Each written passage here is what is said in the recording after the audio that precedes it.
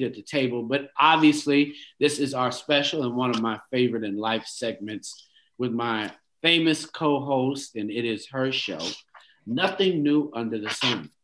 It is an intergenerational conversation. It is a fun conversation, an inspiring conversation, and it is an investigative conversation so that we can think about ourselves. But tonight, I've got Miss Cora Masters Barry, and she is here. But of course, I've got one of my favorite sisters in HBCU Progress of Life, and I'm so proud of her and what she does, Melanie Campbell. My dear sisters, how are you both? Well, I guess we could say I'm doing good. Now I've been better, but I'm good. You're good. Melanie? As the day has progressed, it's getting better and better. I woke up a little frustrated. But as the day progressed and conversations took place with with one of my sister here, and just knowing that we have to keep the faith, and so at the end of the day, faith and fear can't occupy the same space. Well, my friends reminded me of that today. Yeah, everybody needed a faith increase. I wasn't ready to panic. I think that's the other thing. We are all in a movement. It is a movement actually bigger than this election. And I've wanted to constantly, Ms. Masters Barry, remind our community, this is a Black movement. And so part of even having a demand of having a female Black vice president, Melody, and Ms. Masters Barry, is this is a real movement. And it is an important movement for our community. Wouldn't you say, Ms. Masters Barry? Well, yeah, I would say that. And as I said to some people when they were debating whether they were going to vote, or I said for Biden, I said, forget Biden, just vote for the next Black president. Just vote for Kamala. Just know that it's very possible. But because we had, as they say, left everything on the field, Melanie is going to talk about, I'm sure, share with us some of her overall assessments of what was going on. And she was working very hard at that. And I said, well, I've done everything. We've been with Black women. I've, mentored, supported, advised, and nothing left to do. But, all politics is local. So I just looked around at my city and said, well, what can I do at home? And so I came up with an idea of just taking snack bags. Not healthy, had chips and stuff in it, but people I thought were going to be standing online. And we just got some bags, about 400 or 500 of them, and took them to different people around the different precincts. And Melanie joined me. And everybody, we went to about 8 or 9 precincts, and had a good time just being where people were, doing God's work, which was voting. And that's Melanie passing out some of the bags. We were in the basement of Union Temple Baptist Church. They had everything set up. And so we did that for a few hours, and it was very gratifying just on the local level, because, all politics is local, and what affects you the most is what happens in your neighborhood, and what happens when your water bill is too high, and when the street light needs to be put in, and all of that. So we did that, and that was a spirit lifter, Yeah. And so I just wanted to share that with you. I'm so happy that Melanie, I have a lot of friends in Washington, D.C. They live in D.C., but they're national. So for them to stop for a minute and just get into the local politics, as Melanie often does, that was fun for me, and an honor for a lot of the young people who are accustomed to seeing her as a character in Blacks and Wax. So when a Blacks and Wax figure shows up to do something with the kids, they're like, "Ooh, we got a celebrity!" Oh, so Lord! It was good. It was fun. It was fun and healing too. Because it's hey, we had my nephew and his son, my great nephew Jeremiah, and he's 9. So it was like, also giving them a real life lesson on civics lesson in real time that I hope and pray, and I do believe, because he's been, he's asking me, well, Biden's got what was it last night? 227. So did he win? So what's happening? Right. So that's a good thing, right? Because when you get pointed, the earlier you get understand about the life of politics and what it means, I think is really important. No, it's exactly the tradition of nothing new under the sun with Cora Masters Barry. I mean, Yes. the transference of information, the pride, the tradition of being socially active in our community, meeting our community, not being afraid of our community, not being afraid to serve our community. You serve the community, you continue. This is what it's about. Ms. Masters Barry, you've got such a history and a legacy of creating that when you could be sitting at home drinking a mint julep down in Florida, acting like you don't know. For those who don't know, why is it important for us to stay active and to pour into the next generation and to meet our community where they really are? Well, we have the experience, we have the information, we have the history. We're just going to sit there, keep it in our heads and die with it. I mean, we have an obligation and a responsibility to pass it on, use it for other people's benefit. I used to always tell young people, there are just some mistakes. I mean, there's some things that come with life. As you grow, you're going to make certain mistakes because that's what development is. However, if you listen and heed, you can skip over some of that. You don't have to do all of it. You know, you can limit it. You can minimize how much you have to get if you'll just listen. So, you know, if they listen, we can help them. So I just think it's important always to pass on information, share information, and to and also be there when the mistakes take place so you can tell them, ain't nothing new under the sun. It's just your turn. You'll get over it. I think so too. Melody, the poll had many needing a faith increase. What was it like for you? You're there, you've got the heartbeat, you've got your hand on the pulse, you have people in the street. What is it like processing it, going from 0 to 50 to 100 to 200? As far as organizing and seeing those votes come in, because you feel anxious. You're watching, you start at 0, and then we still are anxious. And I think many people were agonizing as they were losing hope. And I'm like, why are you so hopeless? Don't be hopeless. Well, this election had more going on because of all that we're dealing with in 2020, right? And I wrote a piece the other day that I've been trying to write a little more, Cora, right? My thoughts down and did an op-ed, and it said justice and democracy is on the ballot, right? And had we dealt with the what ended up being not just a national but a global call for racial justice, the end to systemic racism, that was on the ballot. The ending of the killing of our young, not just young, but many young Black men and Black women by police and vigilantes and all these kinds of things that have been happening in 2020. And when the polls were done earlier on in the summer, and then of course there's COVID-19 that's ravaging, right? And having lived that personally, right? Living it personally. So I felt, and then the research was there that racial justice, systemic eradicating racism, all this was on the ballot. And when the polls were done earlier on, just not long ago, maybe 90 days ago, white people, Black people were saying the same thing. It's time for racial eradicating systemic racism.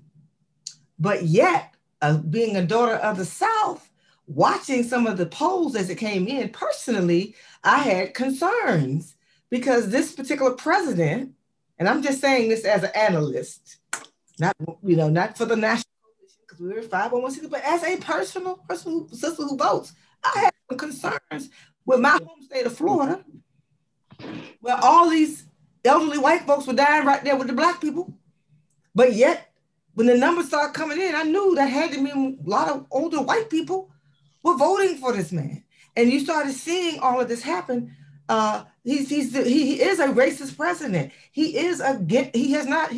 Part of why we're still struggling with COVID is this man. So I had this hope that you see that in the election, but as these numbers came out and about, I knew something different was happening.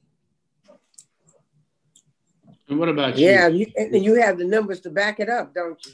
Oh, yes. I'm going to tell you something. As she's looking.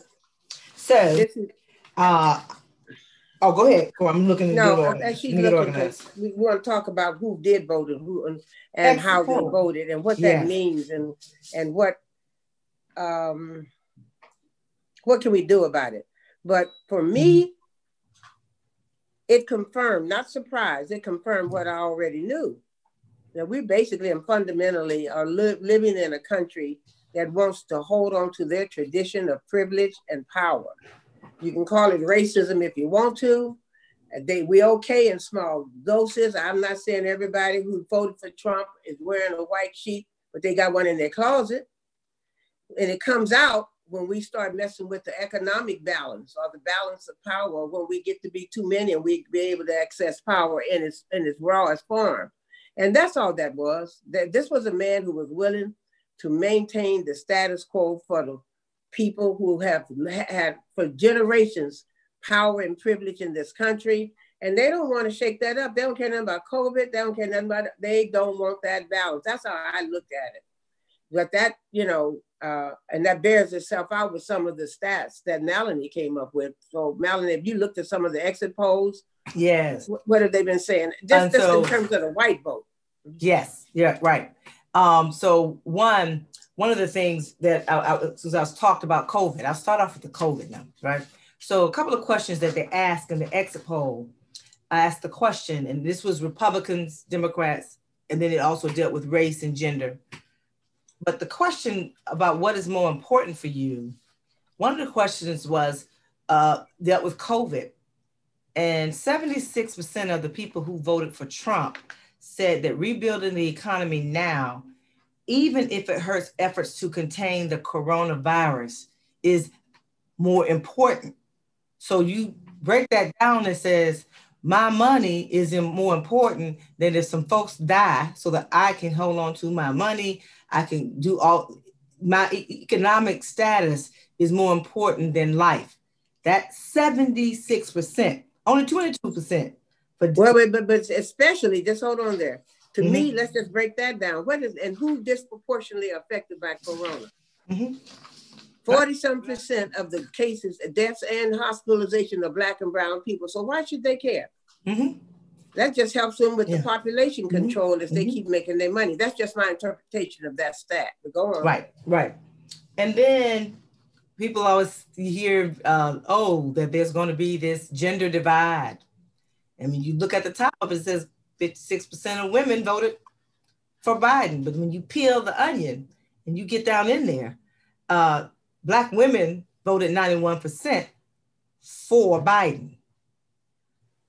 White women voted, but just blank, sorry, white women voted 55% for Donald Trump. And so when you hear people talk about soccer moms, suburban women, they really keep talking about white women. And so at the end of the day, the last time white women voted for a Democratic president, one was Bill Clinton in 1996. And when you go even further, over the last 70 years, it's rare that white women will vote for a Democratic president. So why is that? If you have a president that's very clearly against women, very disrespectful of women, period, a misogynist, a sexist, and all of that is factual and not emotional, but yet you still walk in that booth and you pull that lever for somebody who disrespects you as a woman. So what it leaves to say, and I'm not a political scientist, I'm an activist and organizer, and I try to be an analyst and I try to study it. It has to be race. It has to be white privilege. So here we are in 2020. Am I surprised? No. Am I frustrated? Yeah. Determined that we have to still find a way to get up and deal with it. What I'm not interested in doing is what I did, Cora, in 2016, is have these fruitless conversations with my white girlfriends who want to tell me we need to sit down and have a conversation. No, we don't. You need to go talk to your sister. You need to go talk to your cousin or your grandmother. Whoever you need to talk to if we in the same movement, and your relatives are the one who keep voting against women's interests, and we never had a woman president. And when you had an opportunity in 2016 to put a exceptional candidate, you know, whether you liked her or not, you had a chance to put a white woman in. We had put a black man in twice. But yet, in that moment, you chose a man who's talked about grabbing women by the what? And you still walked in there and you voted for him. You know, 4 years later, you do the same thing. You vote more for him than you did in 2016. And then they try to have a big march about it, wearing their little pussy hats. Yeah. Come on now. But I have a different take on this. Okay. I don't intend to have a conversation with any white people, white women or otherwise, about this election, because I don't blame them. Okay, fight for your power. What I want to have a conversation about is what are we doing on our side to be able to get to the very fundamental people in our community. We had, like, in Black men, and just as an example, are increasingly voting more and more for Republicans. In 2008, I think 5% voted for McCain. Until 2012, 11%. 2016, 13%. 2020, 18%. Black men. Now, they've broken that down also in terms of college educated, non-college educated, and then what's not even on the scale is just our people, our people who are just fundamentally in the hood. There's been no effort to get into that community in a meaningful way and penetrate that community where they become a part of what we're trying to do in this movement, and they can see how it affects them.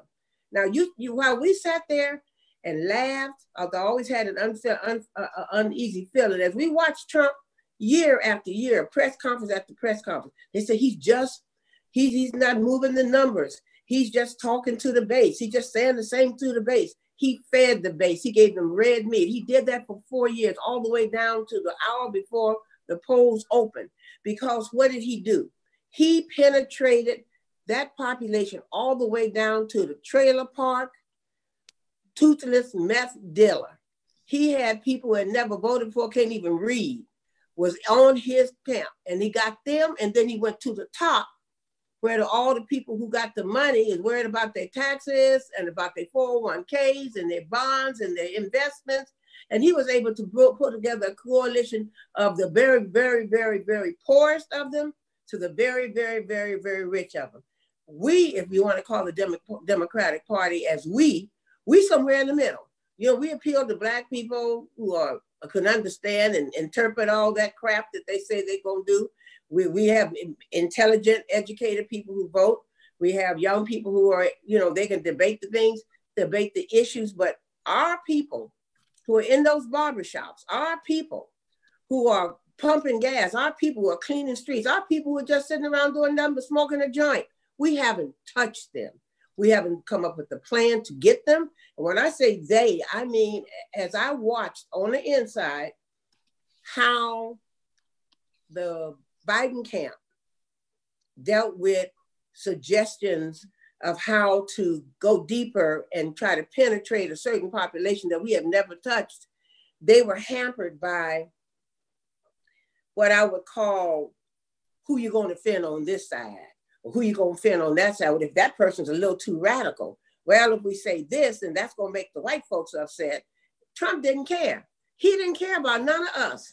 He said, burn them up, shoot them up, do whatever you need to do, stand by, then I'll call you. He did not care. He had a very clear clarion call, and we're still walking around trying not to offend. We didn't put any money in the community in terms of media. I sent them an email about some of the smaller, or not the smaller, but not the mainstream media, you know, like people with podcasts, people with cable shows, our people with radio shows, magazine shows.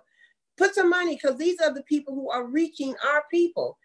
I don't know what happened, but I didn't get any feedback from anybody that they did it. So what I'm really actually saying in total is, I don't want to spend a lot of time, have no interest in understanding why white folks do what they do. They do what they do because they're doing what I would do if I was them.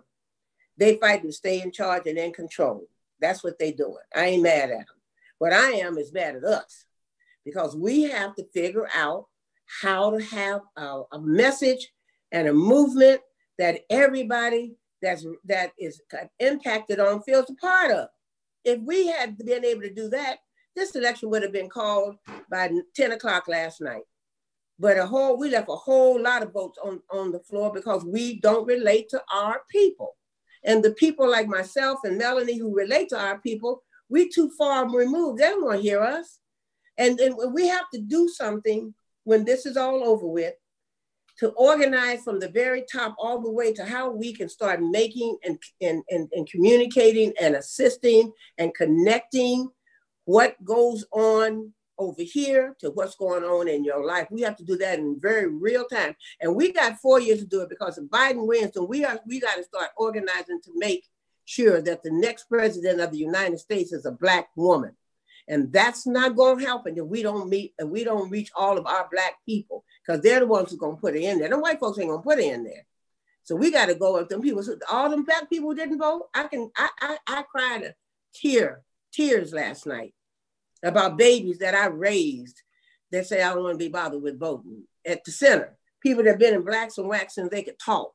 I thought that was penetrating them. I thought they had it all. Some kind of way, they was like, I ain't got nothing to do with me. I don't want to hear it. I thought to myself, never again. I'm going to come up with a program that's going to radicalize them so bad, they're going to be arrested just for being Black. But we have to do that. We got to change our strategy. We got to get our people. We have to get they got their people. They got all the trailer parks all covered. All of the people up in West Virginia in the hills, they covered. They got them all the way there to Wall Street. He did that. And we sitting there talking about the white women. Forget the white women. They're going to do what they white men tell them to do. Yeah, that's what they tell themselves. Yeah, and you know, they be smiling in your face, but they want to stay in charge. They Miss Ann. So I don't care nothing about them. I know we got to do what we got to do. That's my interpretation. I'm looking at this. Why is this right? Why is this rate rising? Because time and time again, we've told people it's the most important election of your life. If you don't vote, this could mean this and mean that. And it did mean something on a certain level, but it didn't mean nothing in their real lives. You know, there is too much to talk about the incremental changes we've had with how many people are in the boardroom and how many Black people. They still can't eat. They still don't have a job. They still get their lights cut off, and people still knock them upside the head because they're Black in their community. That is what we have not been able to connect. And that is my assessment of why we Black women, we gonna always do what we have to do, but why we're losing not just Black men, but Black women of a certain category in our community. And I mean, that's what I think is our challenge. If, you know, once we wrap this up, then we got to get real serious about organizing to elect Kamala Harris as the next president of the United States. And we have to start that on January 22nd. When they get inaugurated, 20? Yeah, January 20th. Yeah, well, 21st. And I don't want no women's parade. If they have another women's march, I'll go over there and blow it up. Go on, Melanie. Hey, I'm just gonna say, drop the mic. On that. I don't care. I'm sorry, I love women, but I ain't thinking about women. I'm thinking about you know, my thing is, you know, the one thing I do want to lift up is that 80% of Black men did vote for Biden. 80% did not, right? And so I think that's important to say. There's still a majority, right, of Black men who voted for Biden. But as it's not, but and also there were a lot of Black folks that still did not vote. and especially our young people. And so, yes, I think by the time what I've heard from our folks that did organizing on the ground, you still had a lot of young people to vote, right? And my concern when you do that, especially when you first time voters or haven't voted much, and then you see that folks standing next to you in the protests, I'm down with you. And based on what I see with these numbers, and I remember what happened in 2016, when we broke these numbers down as they exit polls became reality numbers, because exit polls are not exact, but they give you a snapshot. It was based, white folks, all ages, voted for Trump all the way down. So it was really eye-opening. So if I were Gen Z or millennial, and I got folks who was, especially the younger generation Z, who were the ones that were the high school, college age young people who were out there in the streets, and it was very multiracial, multi-ethnic, walking next to me. But yet, then I find out that you really walked in that booth and you voted a different way. Then we haven't moved very far on this whole idea of multiracial coalition. People talk. I'm down with it to a point. But if we're really not on the same page, as what's that movie said? I forgot what that movie was. When said you look and said, I don't think we on the same page in one of them scary movies, right? It's like, so that's part of the I guess you say the unfinished business of race. It just goes generation to generation to generation.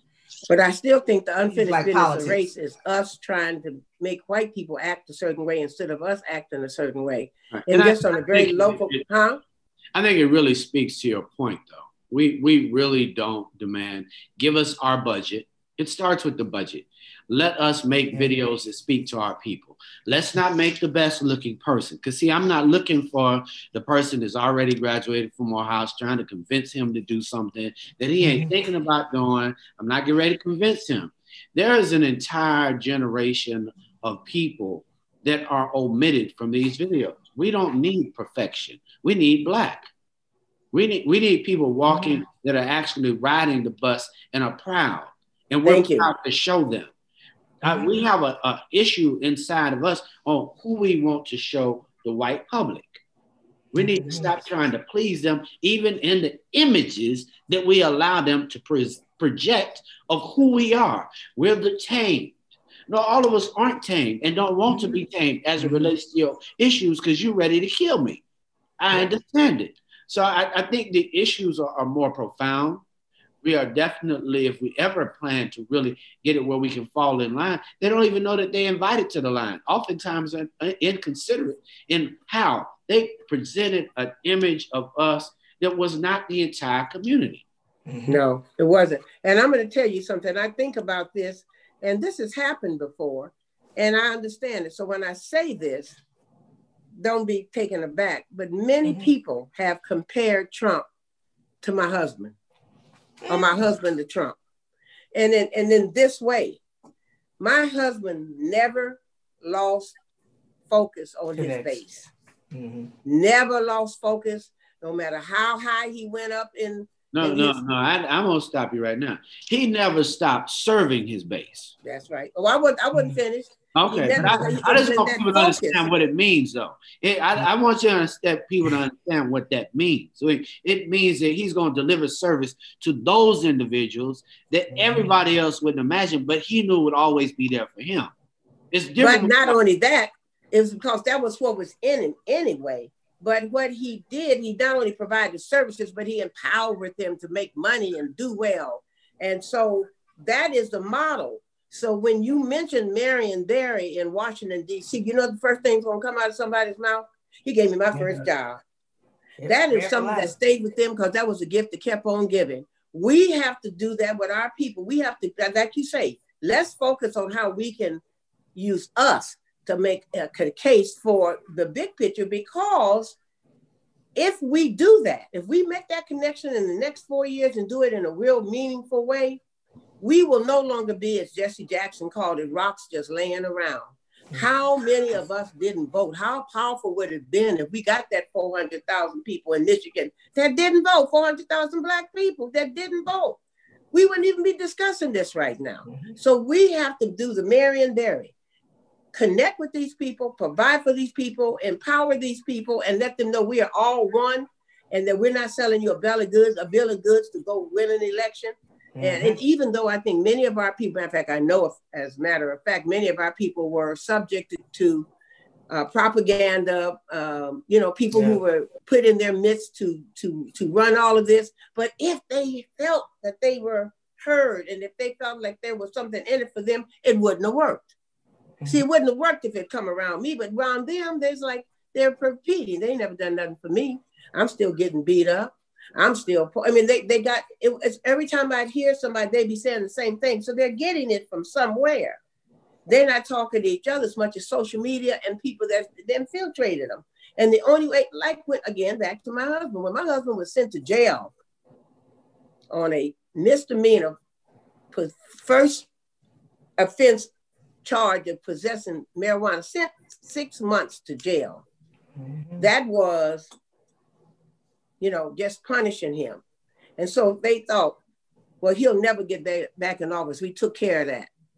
And the people sat on the porch and they nodded their heads in 1994, said, we got you. Because you know why? Because you had our backs. So that's what we have to do. We have to make our people understand we have their backs and they're a part of this. I mean, I'm very serious about that. I'm like, Kamala Harris, let's get her elected. And how we gonna get her elected, get our people involved and deliver. These 4 years, we have to deliver. We have to deliver the justice system. We have to deliver economic empowerment. We have to deliver jobs. I think they have to play the playbook that's being played. When you say deliver, that means those jobs. That means those kinds. That's right. And you're thinking of all the Black companies that do not get any business. It has to be full of now that, we have to change that entire giving process of this government. All of those contracts. They literally have talked about how he's made sure that his friends got contracts and that all these agencies supported what he has done because he supported their agenda. And we've got to put forth a Black agenda, not a platinum plan, a Black agenda. Yeah. As Hillary said, what did she say? The Black New Deal. The people wasn't hearing her, but she had a Black plan now, and we were all part of it. So it would have happened, but it's okay. This is a good wake up call. But I'm watching. What do you think is going to happen with this election, Melanie? In terms of, because I cut it off. I will beg. I put my head in the sand, cut off the TV, and have not turned it back on to watch any of that. I've been hearing it secondhand and sometime on social media. Where are we? Biden was 250. Well, it could have changed, but it was 253, I think it was. And Trump, he won Wisconsin, was called for him. Michigan was called for him, and him is in Joe Biden. You still have the call for who? For Biden. Oh, the states that have not been decided is North Carolina, Georgia, 2 southern states, right? Pennsylvania, and Arizona. And so Black folks are definitely in those southern states. And so, the South is something with what 55% of our people live. And I think what's important, Lucy Macbeth, I was really glad to see her, by the way, win her reelection because she was in a fight for her life in that district, right in Cobb County. And so Munson and I, were in that city many moons ago, right? And knowing the change in Atlanta, because a lot of our people have been pushed, like a lot of urban centers, pushed to the suburbs. So that was what about Ralph? What about Ralph Warner? He's going to be he'll be in a runoff for the U.S. Senate seat, right? And so there was look for that happening down ballot, if you will, that is showing, especially in the South, that things are changing because the demographics are changing. The country's demographics are changing. So that to me is something we talk about really going deeper and deeper. I think in the South is where, the coalition is going to focus, not as a nonpartisan organization to get any specific person elected, but personally, I'm with you, right? But organizationally, we've got to go deeper, and that's what we've been working on. Most of the work that we do is in the South, right, and continue to build on that. So it was really excited that Louisiana, as an example, even though those are some of the things that you didn't hear about, there were a lot of judgeships up in Louisiana that I haven't gotten all the numbers back, but people did pretty well, right? So when we talk about justice, these judges, not just the Supreme Court in DC, but all the way down to the local level, really critical that we make that a priority. I think with a lot of the social justice young people leaders over the last few years have really focused on things like DA's races, right? District attorneys races, but we got to focus on that judicial system, because right now you have a Supreme Court on the highest court in the land, just waiting in the wind now to tear down our rights. Well, I know Donald Trump is trying to get this road to the Supreme Court on this election. I don't think he's going to be successful, but I want to go back to Mr. Reverend Warnock, because a lot of people are listening and I know who he is. Right. And explain who he is. Well, what he does by day and really by night, he's a pastor of Ebenezer Baptist Church, which was Dr. Martin Luther King Jr.'s church. And so he is, I think, a Morehouse grad. He is a HBCU graduate, Historical Black College and University graduate. But he's been in the community, right? And so I think I was listening to him a few minutes ago talk about the fact that it was over 800,000, not just Black, but new voters added to the rolls in Georgia. And Georgia's been a state that... Now, how's that going to play out for him? Do you think he's going to make that? Will he make it through? I mean, the numbers are there, but, and look, right now, there's only a 1% difference. The last time I looked between Trump and Biden in Georgia. Yeah, but this man. So the fact is this that means a lot of Black people, but there be a lot of white people too, right? Is this John Lewis's seat? No, this is Senate. No. He's the U.S. Senate for the state. Your statewide. Here's my thing. People think that Black folks have not won statewide in Georgia, and they have. It was the head of the Secretary of Labor, Department of Labor, Mike Thurman. Also, was it Attorney General, State Attorney General. So there have been Black people who have won statewide in Georgia, and you didn't even have the diversity of what you have in Atlanta, in the metro parts of Atlanta now. So it's there, the numbers are there. So when is the runoff? His runoff is in December, I believe. January. It's a little confusing. There's two races. There's two. January. Okay, so here's the reason I'm asking this question is, as they fight it out for the White House, there's a Black man running for Senate in Georgia who's going to be in a runoff. Right. We need to elevate that, give that a profile, so it becomes a national movement where we can get the money into him and also do some registering and mobilizing the Black people in Georgia. If they vote, he can win. So that's really the new numbers are there down there, huh? A lot of new, I think it was 800,000 new voters, not just Black, but across the state in the last couple of years. So there are a lot of new voters. Of course, there's constantly having folks try to purchase, but there are a lot of new voters. And what you call them? When you talking about Reverend Jackson say rocks just laying around. It ain't a need for a whole lot of registration. It's a need to make sure that the rocks. It's the mobilization. Yeah. And the number. I just want to put that out there because I think that's significant, and I don't want us to sleep that. Yeah, right. And so I think at the end of the day, and this is just Trump is filing lawsuits everywhere, so there will be some. Still, it says the count is not going to be over. They're already challenging Wisconsin. Wisconsin was the other state that Biden declared the winner. Wisconsin, and so they're suing because it was less than 1%. So they're suing for a recount in Wisconsin. So I think it'll still be a few days before, a couple of more days before you have an idea. And then even with that, I don't think one thing about this man. He says when he says he's going to do something, he's going to take it to the mat. As long as he can. Now, did you say he just lost? I thought you said something. We just lost something. Did you see something happen? No, I said that I forgot to say Wisconsin. Biden won Wisconsin. Cleared the winner of Wisconsin. Okay. So that the Midwestern states turned in his favor, and so it's still in play. And yeah, I'm still in play, but I'm not optimistic. What do you think about that, Munson? I think it was a good play. I think the flip was necessary. I think that COVID probably, if nothing else in Wisconsin, showed that he was really a fraud.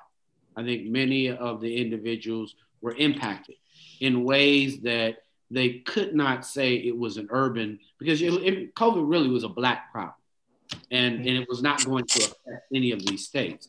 But slowly, COVID got up to all of those states. Yeah. And I think that people in Wisconsin were not fooled.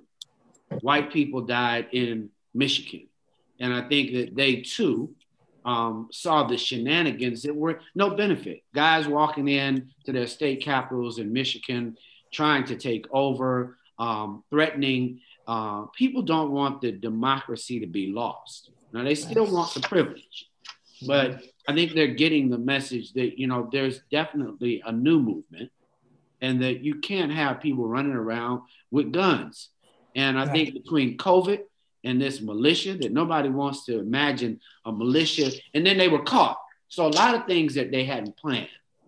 They didn't plan for people to be caught in advance. But of course, they caught these individuals in Michigan trying to kill a white woman. So I think that kind of like conveyed something different, because now everybody was saying, no, you doing what to white women? So that kind of made Karen a little bit less comfortable with the agenda of this group. So all he was talking about, he said, but you kill me. So she generally gets the benefit. In this case, in Michigan, she would have had the loss. So I think that played out in a way that he didn't anticipate. So then when you motivate fools, you don't know what they'll do. And I think that was an example of motivating fools. And they clearly were foolish and got caught, and before the election. So I think that impacted Michigan in a way. I think COVID rampaged Wisconsin pre-election. And so now they're still suffering with the truth that, yes, you should have listened to your governor in advance and wore a mask. You should have listened to all the brothers and sisters that told you this COVID is real, wear a mask. And now they're suffering as a state. And I think it'll be a continued suffering for those in Texas who want to deny, as COVID is not. In Florida, my home state. But I think Florida has a age issue, because you literally have people that are never going to want to give up any privilege, and they've convinced themselves. I'm not really worried about Florida. Florida is the reason we had a death penalty. When we talk about it, 1979, Florida is the reason you don't have death penalty. They had to stop the death penalty. They were roasted, Black people. So we need to really acknowledge, that was what kept me from going to college in Florida. My parents said, do not go to Florida. It was not one of those individual places. We all understand. So let me help you a little bit with that demographic shift. You're right. One of the reasons that Florida is always on the red side is, one, there's a whole lot of rednecks in there. Two, there's a whole lot of rich, retired white people who don't want their money affected. But those people literally are dying out. I have a condo in a place in Florida on Singer Island. And I would say, well, I don't have to say it. I think there were 2 or 3 Black people in the whole building. We had 2 big buildings, or 4 maybe. But a lot of those people are gone. And what is moving in now are a lot of the Northeasterners, from Maine, from New York, from Philadelphia, New Jersey. They're coming in. It's a different kind of a mentality there than it used to be. That stereotype of golden girl, retired, it's a different kind of group coming in there. And that really had an impact. If you look at the results, if you look at Palm Beach County, where the hanging Chad and the butterfly ballot was for the Gore 2000 election.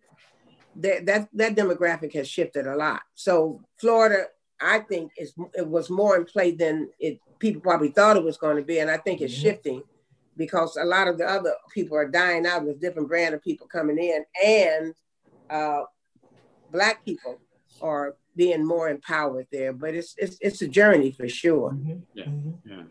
Cora, and most of the numbers are now 264, 214, because they gave Biden Arizona. He's at 264. So my math is not good. So that means how many more points you got? Like 6. And of those states, he's challenging Wisconsin, and where else? Definitely Wisconsin. And well, one of the things that happened today, which was really interesting in Wisconsin, they tried to do that case, but you had people who showed up in Michigan. I'm sorry, not Wisconsin, Michigan, who stormed. They were trying to redo the Florida, kind of goon mentality of showing up and beating up on the windows, but they were ready in Wayne County. It's like you just roll up into Detroit and think this is getting ready to go down. So then I saw the polar opposite thing happening in Philly when folks were walking in the street saying, "We count all the votes." So I think, we talked about this earlier on, that, they better have some blue, and I say this lightly, but seriously, goons. If you're going to have a whole bunch of MAGA hat goons, you better have some blue goons, because public opinion matters. People looking to say, oh, a whole bunch of them showed up. They probably don't need to do that count. And they scared the heck out of folks in Miami. They stopped the count in Miami in 2000. And then same thing in Palm Beach, right? And then it ended up in the system with the court. But it also was, and you're talking 20 years ago.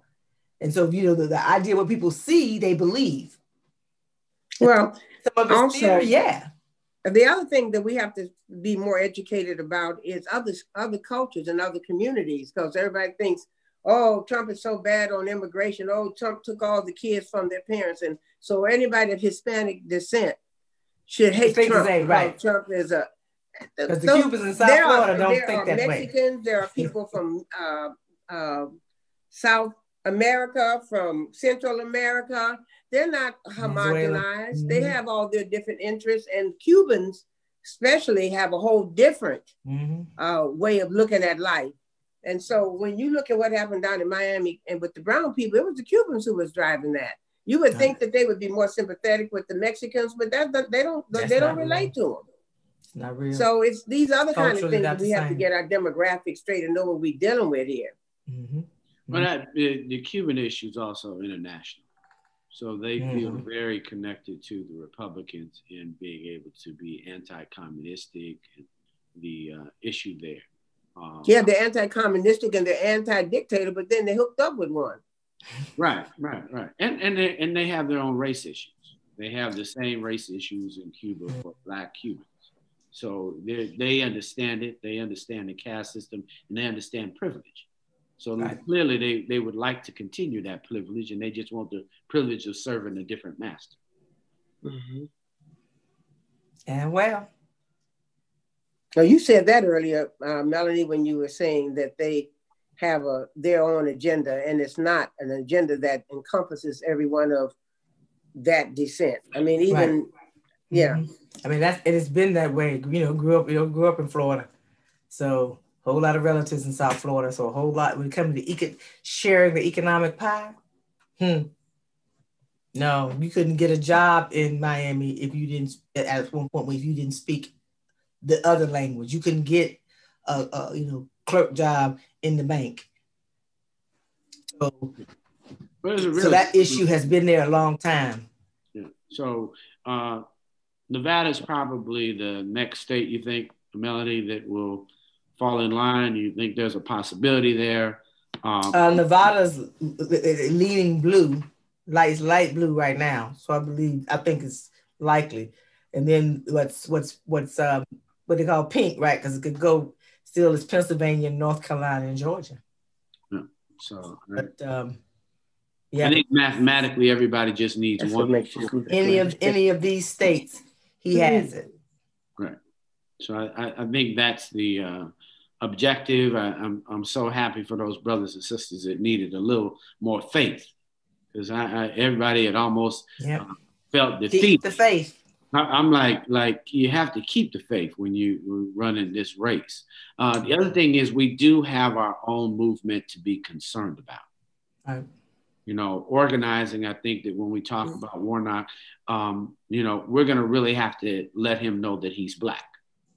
I think you might have to let Brother Warnock know that you want to be inclusive of the culture, because it's going to be so important for those Rocks and all the other brothers and sisters to feel like they have some skin in the game. So you don't feel like that is his grasp, Melanie, or you both know his campaign? I don't know him to that level. I'm just talking about his outreach. What has been your experience, you or Munson, because you all are there? Mm-hmm. Well, I think it's just a outreach where you've had a great race. It was a lot of consultants that probably are not consultants of color. So when you have that kind of situation, oftentimes you have individuals making decisions. Like you said, well, we'll spend when the runoff comes. Okay, so now all of a sudden you don't spend when the runoff comes, but you missed that brother that needed to be touched twice, 3 times, need to go by the barbershop 5 times, need to have parties at the barbershop 5 times. And then the other thing that we have to stop is this whole idea that you can't have street money. Mm. You know, Trump had street trucks. They had street trucks. They was chasing the buses off the highway. They out gas vouchers. They had street trucks. But we have gotten to the point where Black folk in the room say, don't give out any street money. Don't pay any preachers. But you pay TV stations. What's the difference? So culturally, we have to get where we are not scared or afraid of our own people to say, yes, you can touch the money. And yes, some should get down to everybody. Yeah. That is a real cultural advancement for us to love ourselves enough to say, pay all of my people. Well, you know, I agree with that. And they literally, just as an example, and my brother, Bishop Thomas Masters, was the mayor in Riviera Beach for 12 years. They literally reached out to him 5 days before the election, the Biden campaign, and offered money for him to mobilize 5 days. When they realized they weren't moving the needle, they had what you said, they had big buses and everything, but nobody getting on them. Right. And it's late. And that was my point. Mm-hmm. Here it is late. And you think the money's it. But I was already living before you came to me. I was living already. I've been a mayor. I have my life. Mm-hmm. And all of a sudden, it's insulting to think that your money changes my life. Mm-hmm. And, you know, let's get the people that should be changing their lives. And I think that's what they're missing. And when you start late, Melanie, I'm just concerned that we want people to fall in line just because. Well, you know, it's about respect. You know, it's like right. And we're not and demanding respect. And it's about, you know, we're trying to shift power so we can get some things done, right? And I think that's for, you know, for the one of the reasons I've been in Cora, you know, one mentored me these 25 years, and as my sister leader and my friend, right? We have to own that power, right? We have to demand it. One thing I do have a concern about with, you know, and not to try to go back, but just for a minute, but just, I think with Black men, I tell Black men, you gotta own your power. We own it now. We owning it, but we owning it so that we can leverage it, right? And so if we win, you win. And so we've got some also conversations I feel we got to have. Like, you know, we're building off of what came before us, right? It's not like Black women haven't been making demands. Like we showed up, or the generation coming behind us showed up. Now it's time to, no, we've been. Shirley Chisholm and before that, right?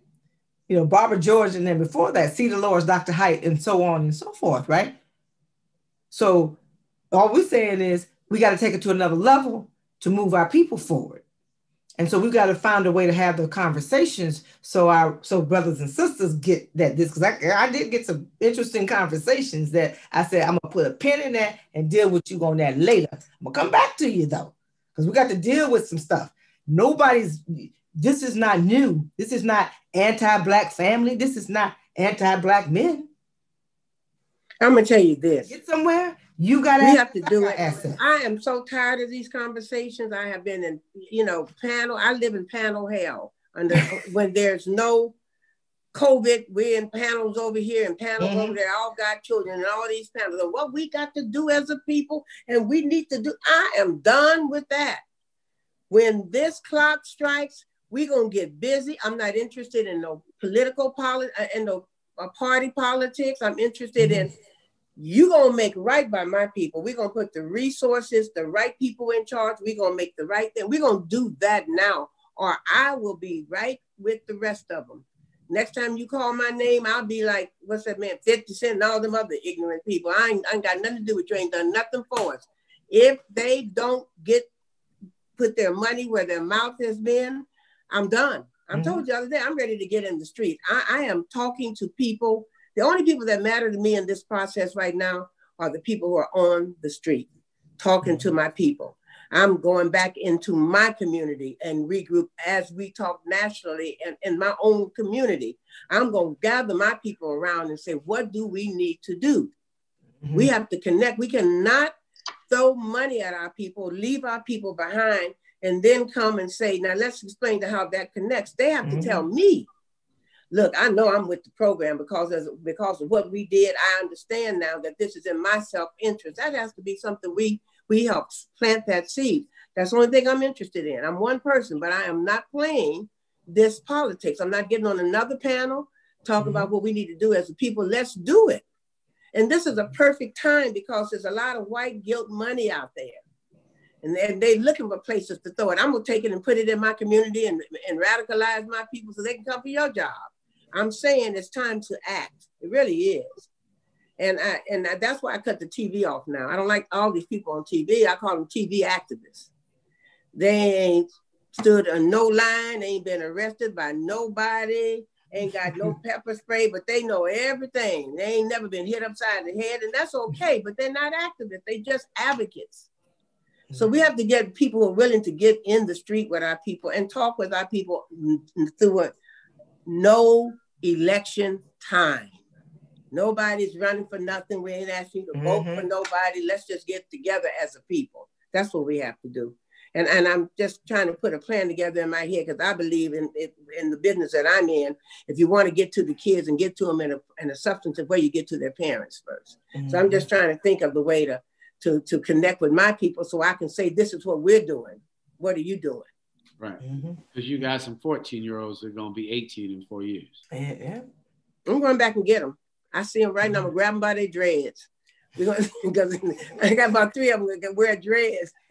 I love them to death, but they're not getting away with it. No, we got to talk. Well, it's been great conversation. Now, close us out, and then we'll get to Miss Cora Masters Barry so she can take us home. What do we need our community to understand? Because there are many races that have not finished. There are many people that are going to be in runoffs. What can we all do? You know what? In Georgia, in Georgia, in North Carolina, in Pennsylvania. The other part is that in Georgia specifically, you had some people have to, what they call cure the ballot. So some of those ballots need to get some corrections done, and there's a short window of time. So they should call, if you know folks in Georgia specifically, especially, give them this number 1-866-OUR-VOTE, OURVOTE, and check in with your folks in Georgia. Find out if they voted absentee, and make sure that vote got counted. You can, and there's a couple of other things, but I don't have that in front of me. I apologize. But if you got that number, if folks have that number, make sure you cure your ballot. You got time, and make sure you do it tonight. Anywhere else other than Georgia? That I do know specifically about Georgia. But just demand that they count all of the votes. And also mobilize around because trying to if get they this come back and they're able to move in the court system, right? And because you do have some of these right-wing judges that are along the way in the system, to make sure that we're paying attention to that. And if you're in a state like Pennsylvania, Philadelphia, because they don't want the Philadelphia and the surrounding parts of Philadelphia and Allegheny County, that's Pittsburgh, for those votes to be counted. So if you're in those communities, pay attention. You may need to show up to that rally, right? And demand that those votes are counted in these states that have yet to be declared, because there are other races even beyond the presidency that'll be affected by it. So it's not over, and we have to keep fighting. In other words, track your vote, make sure your vote's counted. Right. If you mailed your vote in, then make sure that it got counted, and there's a way to track it. Right, and what's that number again if they want to figure out how to do it? 1-866 our vote, OURVOTE. 1-866-OURVOTE. Well, thank you, Melanie. Thank you. And I just want to thank you for coming on. I actually I was so exhausted mentally and emotionally from the day. I didn't even know if I was going to be able to do this show. But I'm glad that we did. And now that we're doing it, I know there's more information that needs to be out there as we travel these next few months for our people. So, we just keep that information going so we can, know what's going on. And then just, hey, the election results is just the beginning of moving and pushing on these issues that we care about. It's just the beginning. So this was healing for me. I've had all kinds of emotions. The elections come to an end, and then the work begins again, right? And that's where we are. Yeah, the work begins. Thank you, Munson. All right, Ms. Cora Masters Barry, give us something to go home and think about from all the generations, things you've seen, elections nights, and when you came back. What can we look forward to, and how can we soldier up so that Stokely Carmichael and all those who are Dorothy Heights will be proud of what we do as we move our community's agenda forward? I don't think we do any more than what I've already said. We've got to connect with our people. We've got to give them information. We've got to invest in our community and our Black media, all of that. And we have to sit at the table and make sure we get what we want, and we need resources. And I'm going to get those resources because they're there. Let's just keep the fight up. Don't relax. Right. It just started. All right, everybody, this is Munson Steed. I am with Cora Masters Barry and Melanie Campbell. Thank you so much for coming on. This is Nothing New Under the Sun. We love you. Thank you so much. And we will see you next Wednesday at 8 for Nothing New Under the Sun. We love you. Take care. Be strong. You do not have to be in the streets, but you must be in the struggle. I'm Munson Steed, Cora Masters Barry, and Melanie Campbell. Good night. Good night.